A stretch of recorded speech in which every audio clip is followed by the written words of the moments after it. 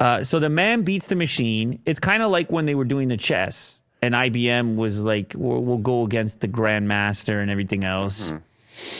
And Go is better than chess, actually. I don't know if it's better. It's more complicated. No. I'm saying it's better as a test.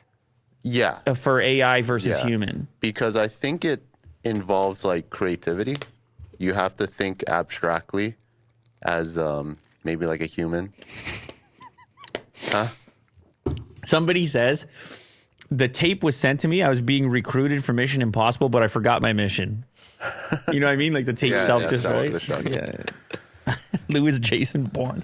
Honestly, maybe that's true. Maybe I have like a vague recollection of a self-destructing VHS, and I can't pinpoint what it was all about. You're actually a spy. That's why you're being tracked. Yeah. The amateur Go player exploited weaknesses in systems that have otherwise dominated grandmasters. Look at this. You gotta love that. This human was legit.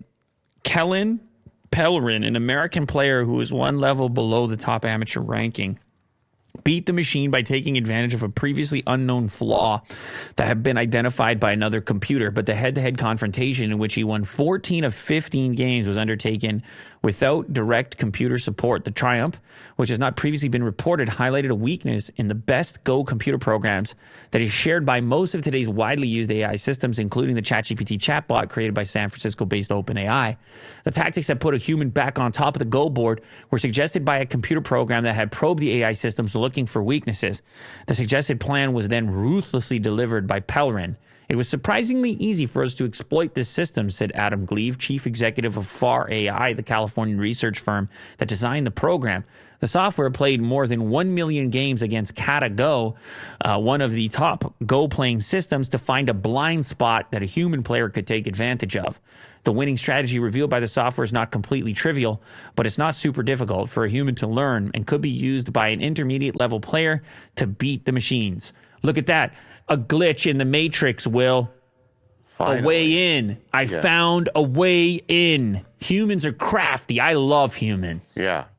I'm big on humans. Creativity. You know, the only thing we got. The only thing. I'm huge on humans. Yeah. I'm investing everything in humans. Are you? Not everything. Okay. I keep a small piece for AI. Yeah. Small piece for GPT. No, but I like humans, Will. I know you do. Especially when we're crafty like that. We look for a little opening and we go, all right, let's take it. But, I mean, the AI is going to learn from this. Well, huh? Stop it, Will. No? Okay. You better stop it, Will. So, yeah. I mean, humans will just have to get craftier. That's it. That's the moral. Yeah. A tape, a mission, a stock. It told me to buy. I would buy it. It told me to sell. I would sell. The memory's foggy. This is a poem. Remember when Mo used to tell everybody to buy all types of stocks? What do you got? What's on your what happened there? What's on your buy list right now? Buy list? Yeah, what are you buying? What are you buying? What are you selling? Not financial advice. Not financial advice. What are you buying? What are you selling? I will say I bought Apple at 140 a while ago. Okay. And I don't know what it's at right now. Let's see. Are you trying to post your wins right now? Oh, 150. You're trying to post your wins right now. Yeah. See that?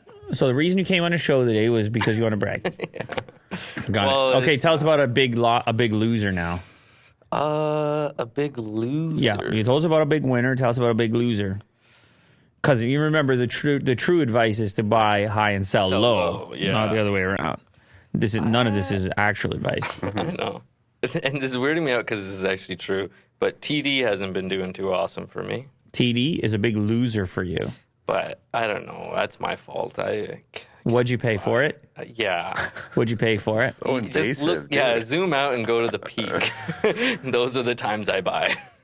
So you buy extremely high. Yeah. No, not 93. That's not a big loss. I've paid more. Yeah, Will, you got to go bigger. You're only 6 months, dude. There you go. There we go. Let's go to the high point there a year ago. So you're a 106 and you're at a 91. Oh, no. I think TD I've bought at peak, like 107. 107. You're a 107 on that. But I've been, dollar cost averaging through. So you're a big loser. On this one. What do you mean on this one? Yeah, on this one, obviously, Will. You don't have to qualify that. We all know in general you're a big winner. There's nobody better when it comes to buying high and selling low. Exactly. You invented it.